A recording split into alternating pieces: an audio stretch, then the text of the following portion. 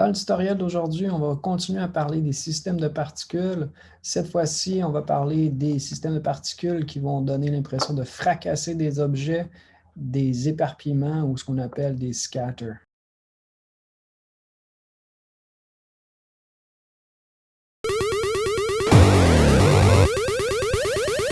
Pour les fichiers sources utilisés dans mon projet, la vidéo a été prise sur Pexels Vidéo avec un utilisateur qui s'appelle Rodney Productions.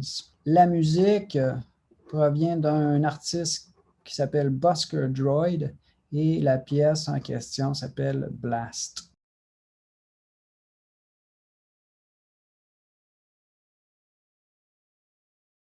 OK, pour les étapes de réalisation de ce projet-là, je ne vous ferai pas toutes les étapes de A à Z pour la réalisation du projet. Je vais me concentrer spécifiquement sur les systèmes de particules et l'endroit où est-ce que mon texte va éclater. Comme vous pouvez voir, j'ai regardé la vidéo, puis j'ai trouvé un endroit où est-ce que la main droite du boxeur va s'avancer. Ici, j'ai mis un marqueur, puis à ce moment-là, j'ai plusieurs calques de texte qui vont exploser. Donc, une partie du secret de travailler avec ce type d'effet-là pour avoir une espèce de résultat qui est un petit peu plus réaliste ou réussi, c'est d'avoir peut-être plusieurs copies du texte. Comme là, vous voyez dans mon projet, moi j'en ai au moins 3 copies de mon texte. Certaines parties servent à faire une espèce d'effet d'ombrage en arrière-plan, mais d'autres servent à avoir différents systèmes de particules empilés les uns sur les autres pour avoir un peu de variété dans les textures, les tailles, etc. OK? Donc, ça, c'est un peu de la finition, là, mais je vais recommencer avec vous au départ pour voir comment ça a été fait. OK, j'ai avancé de quelques étapes, j'ai créé une nouvelle composition, j'ai créé un texte dans cette nouvelle composition-là. Et le premier effet qu'on va rajouter va être dans la catégorie simulation, puis il s'appelle CC Pixel Poly. Je clique là-dessus. Lorsque vous appliquez cet effet-là, ce que vous allez voir tout de suite, c'est que notre calque va, dès le départ, s'éclater automatiquement sans qu'on ait à mettre des images clés. Okay? Fait que, évidemment qu'il y a des petits ajustements à faire. Le premier ajustement à faire, c'est que je vais essayer de synchroniser l'explosion avec le coup de poing de mon boxeur. Donc, j'ai noté tantôt en mettant un marqueur que l'impact se faisait à 1 seconde. Fait que dans mes réglages pour l'effet CC Pixel Poly, le dernier réglage s'appelle Start Time. Puis, c'est le début de l'explosion. Donc, en secondes, je pourrais mettre 1 ici. À ce moment-là, mon texte va demeurer intact jusqu'à 1 seconde où est-ce qu'il va éclater. Donc, ça, c'est une première chose.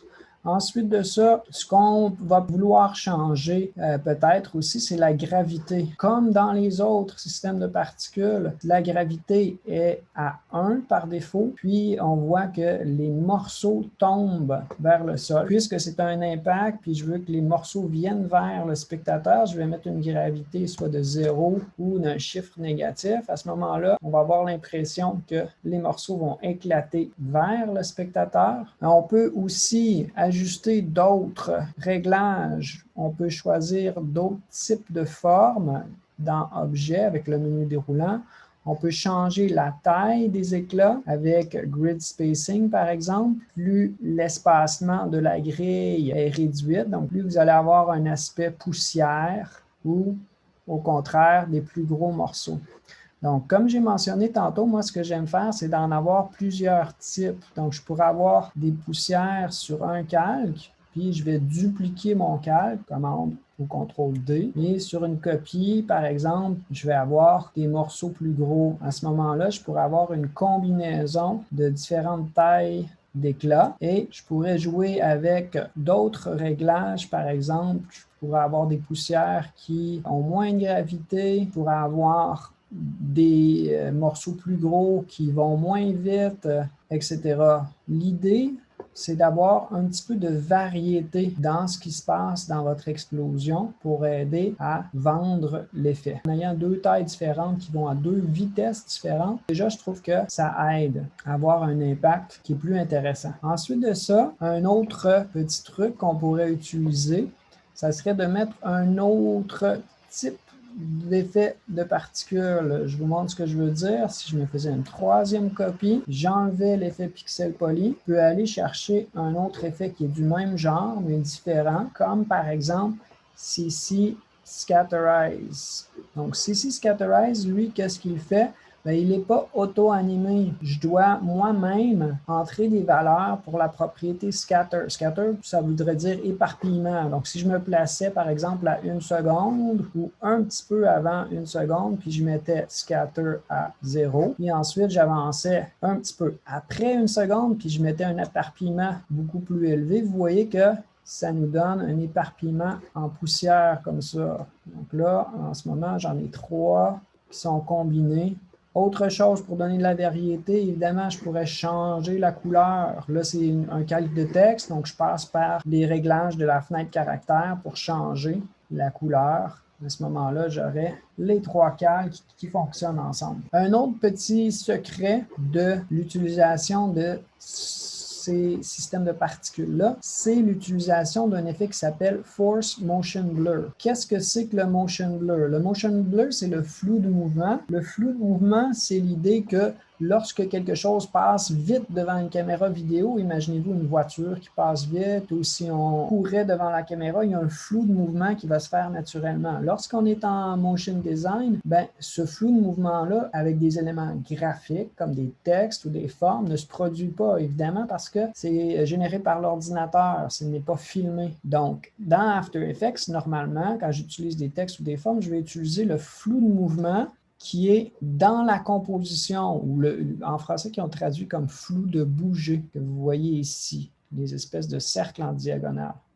Donc ça fonctionne si j'ai un élément qui se déplace, par exemple, avec des images clés sur position. Là, le flou de bouger va fonctionner. Le problème qu'on a avec ce genre de système de particules-là, c'est qu'il n'y a pas d'image clé. Donc, le logiciel ne voit pas le mouvement des particules, ce qui fait que les particules vont se déplacer à une grande vitesse, mais il n'y aura pas de flou. La solution qu'on a, c'est un effet qui sert à faire ça spécifiquement, c'est dans temps, puis il s'appelle CC Force Motion Blur. Donc, force le logiciel à ajouter du motion blur. Donc, si je clique sur cet effet-là, c'est subtil. Je vais zoomer un petit peu pour que vous puissiez voir. Ça, c'est avant. Ça, c'est après. Le flou de mouvement va s'ajouter. Je vais dézoomer encore, puis je vais l'appliquer sur mes 2 calques. Donc, si je me concentre sur cette particule-là, par exemple, je vais aller rajouter ici Force Motion Blur. Et vous voyez qu'il y a une petite quantité de flou qui va s'ajouter sur les plus gros morceaux aussi. Okay? Donc, c'est un détail, mais ce détail-là, à mon avis, est important, puis va nous aider à avoir le meilleur résultat possible.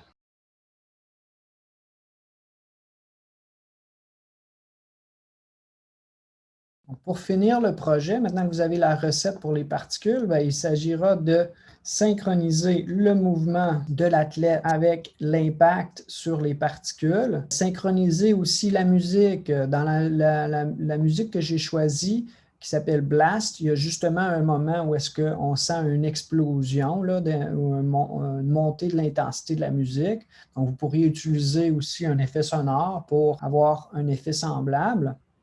Puis, encore pour rajouter un peu de variété, j'ai mélangé au tout une petite vidéo d'un feu d'artifice. Encore une fois, c'est pour avoir un peu de variété dans les particules. J'ai joué aussi avec la vitesse pour avoir une accélération, donc lent, puis une accélération au moment où on voit le coup de poing. Donc, je vous laisse essayer ça par vous-même.